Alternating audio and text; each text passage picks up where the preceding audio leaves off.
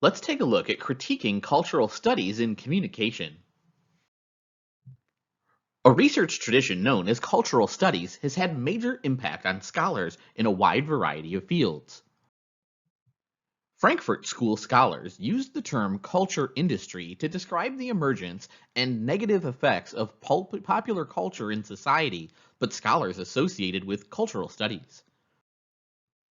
They critique the distinction between high and low culture, arguing that such an assumption was not only elitist, but also limited the ways in which everyday culture could be conceptualized. Thus, over the past several decades, researchers in cultural studies tradition have taken everyday culture as a serious object of study, examining the complex ways in which it structures experience. One of the founders of cultural studies defines culture simply as experience lived, experience interpreted, and experience defined. In studying everyday culture, or experience then, culture studies, researchers explore the systems of shared meanings that connect members of a particular group or community. Such shared meanings are developed through systems of representation that enable communities to make sense of the world in particular ways. Systems of representation invoke not only language, spoken and written, but also clothing, music, nonverbal behaviors, space. Architects construct buildings to convey particular meanings, and so forth.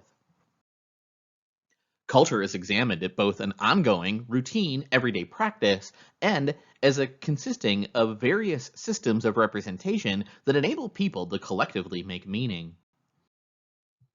In many respects, the cultural studies tradition is quite compatible with the critical approach to organizational communication. It focuses on everyday processes of sense making and identity management in the context of relations of power, and resistance fits well with how we think about work and organizational communication. Organizations are important contexts in which social actors engage with and make sense of the world.